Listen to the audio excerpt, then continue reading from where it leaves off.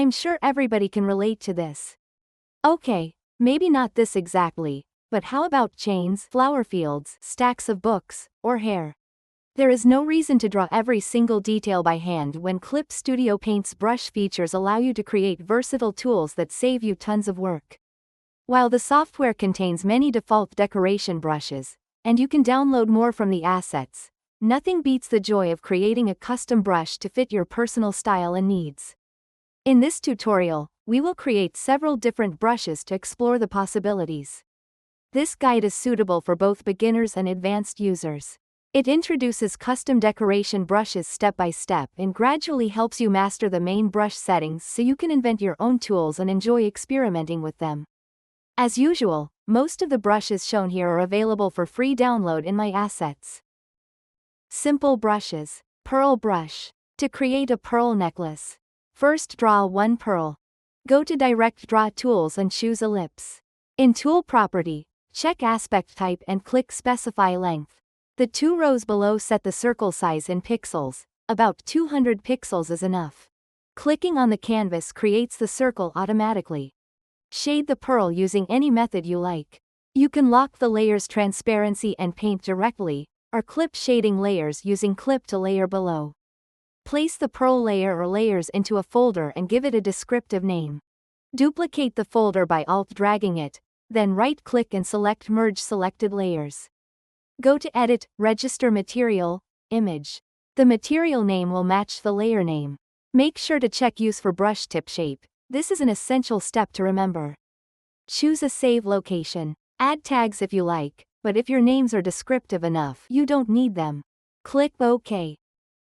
Instead of starting from scratch, it is much easier to copy an existing brush with similar behavior. Select it and click the plus icon to create copy of current subtool. I will be using a duplicate of the default hard brush for this demonstration. Click the wrench icon in the Tool Property palette to open the Subtool Detail palette. In the Brush Tip tab, change from Circle to Material and click the empty preview space. Type the name of your tip in the search field, select your tip, and click OK. Turn off unnecessary size dynamics in brush size. In Stroke, set gap to fixed and adjust it until the pearls form a tight line. Don't forget to save your brush. Right-click it and select Save as default to protect it from crashes. Double pearl brush. Let's make things even more luxurious by adding a second brush tip. Alt-drag your pearl folder to duplicate it, scale the second pearl down, and change its color. Rename the folder accordingly and merge a duplicate. Here's a key trick. If you register the smaller tip as is, both pearls appear the same size in the brush. The fix is to register it with extra blank space that defines its relative size using a selection. Control-click the large pearl icon to create a selection, then move that selection over the smaller pearl using the Marquee tool. Make sure the small pearls layer is active, and go to Edit, Register Material, Image. The preview already shows the tip with that extra space. Check Use for brush tip shape, choose a save location, and click OK. Again, make a copy of your previous brush, and click the wrench icon to open the Subtool Detail palette. In Brush Tip, click the Add Brush Tip Shape icon and search for your new pearl. In the Stroke tab, reduce the gap until the pearls touch. Don't forget to save your brush. Tips for using simple decoration brushes. This type of brush works best on a vector layer, where you can adjust the path and line thickness using correct line tools to fake perspective. To add a drop shadow, Control-click the necklace layer icon, fill the selection on a new layer below with a dark color, and use Liquify to adjust the shape. You can also clip a new raster layer onto the beads to add cast shadows for extra depth. Books Row Brush. Let's use this extra space trick to make a brush of different sized books aligned at the bottom to fill your bookshelves. Draw several books in your own style and colors and name the merged layers clearly. With the Marquee tool, select the tallest book and include some side space for thicker ones. Make sure the correct layer is active and again go to Edit, Register Material, Image. This is a little tedious, so I recommend setting up a keyboard shortcut for this command. With the Marquee tool, move the selection to each remaining book, keeping the bottoms aligned, and register them all. Load all the tips into a duplicate brush using Add Tip Shape.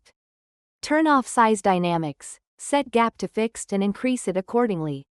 Set repeat method to random. Now every stroke produces a unique arrangement of books. To draw a straight line, click once and then shift-click the endpoint. Books Stack Brush. Create 3 to 5 drawings of book stacks and register them as brush tips. Load them into a duplicated basic brush, set repeat method to random, and adjust gap as needed. Changing thickness in brush tip and gap in stroke can alter the perspective. Controls visible in Tool Property Palette. To access specific settings for each brush more easily, click the small square next to any value in Subtool Detail and it will be pinned in Tool Property. Hide unused controls carried over from the original brush, such as hardness, to keep the palette focused on the current brush. 3D-like color responsive brushes. To make a brush that responds to your chosen color, create the tip using only black and white. I use the rectangle tool with rounded corners to make a black base with a white center. Right-click the layer, choose Convert Layer, and set expression color to gray. This is an important step for all color-responsive brushes. Register it, load it into a duplicate brush, lower the gap to remove jagginess, and adjust angle and thickness to taste. Black now draws with your drawing color and white with your subcolor. Other single-tip narrow gap brushes. Narrow gaps open up a world of creative options. Your pearl brush can turn into an earthworm or a cable. Circular tips with gradients make convincing pipes and wires. Radial gradients with brush size dynamics on starting and ending create anemones, snakes, and dragons, and experimenting with color and shape dynamics can produce 3D hair-like brushes. For a full guide on those, check out my hair brushes tutorial. Ribbon brushes. Ribbon mode bends the brush tip along the stroke, ideal for flexible shapes. Chain brush. Start on a vector layer this time. Use the rectangle tool with high roundness to draw one link. Use the object tool to increase the brush size for a thicker look. With the move tool, duplicate the link by holding Alt and Shift and dragging. Press Ctrl T, make sure that change vector width and keep aspect ratio or off, and narrow the second link until they appear interlocked. Clip a raster layer to add black and white shading, then copy and transform the shading layer to the second link. Select the foreground link layer and click the Add Layer Mask icon. Control-click the background link layer icon to create a selection and use it to mask out the overlapping part of the foreground link. Duplicate the foreground link layers with Alt-Drag, move them up with Shift, and use the same method to mask out this link's overlapping part. Press Ctrl-R to show rulers and drag guides from the top ruler to the centers of the top and bottom links. Duplicate your folder. Right-click the copy, and use Convert Layer to set the expression color to gray. With the Marquee tool, select the area between the guides, copy, paste it, and move it above the top guide to test the seamless connection. Register this layer as your brush tip. Like before, duplicate a basic brush and load your new chain tip in the Brush Tip tab. In the Stroke tab, check the ribbon box to allow the chain to bend. If your brush draws wrong, adjust the angle in the Brush Tip tab. Coloring with gradient maps. The two drawing colors sometimes aren't enough to make a convincingly colorful material, but there's an easy solution. Draw the chain using any light and dark colors. Right-click the layer, select New Correction Layer and Gradient Map. Click OK, clip the gradient map layer to the chain, and double-click its icon to open the dialog again. Use the presets or create new gradients to make the chain red hot, icy, golden, and more. Ghost Fish Brush. Ribbon brushes are also perfect for long tips like confetti or fish. Draw your creature in a straight line and register it with extra space behind it using the selection method we learned earlier. Load the tip into your new brush. In Stroke, enable Ribbon, and in Brush Tip adjust the angle if necessary. Note, newer versions of CSP have a one random cycle option in the repeat method. To make your brush compatible with earlier versions for sharing, the extra space behind method is safer. Hairbrush. Ever wondered how webtoon artists manage to draw complex hairstyles in every panel? The secret is ribbon-type brushes of pre-drawn hair strands. Check out my tutorial on making hairbrushes for a detailed guide. Ribbon-type brushes have no limit. Clothing patterns, ornaments, ropes, tree trunks, lightning bolts, energy effects. Ribbon brushes can handle anything you imagine, and even more. Spray brushes. Spray brushes can be made from virtually anything. Flock of birds brush. Create several bird tips converted to gray, register them, and load them into a brush. In stroke, set repeat method to random.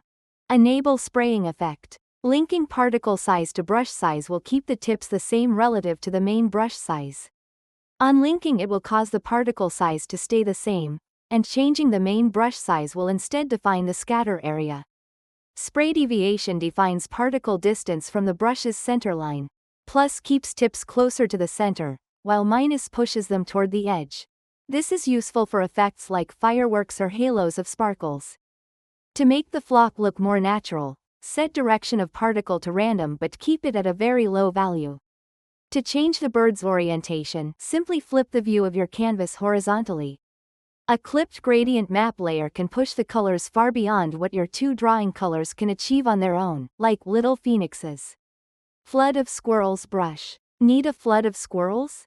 Align each pose by the center of its body for visual control and register each with a body-centered selection.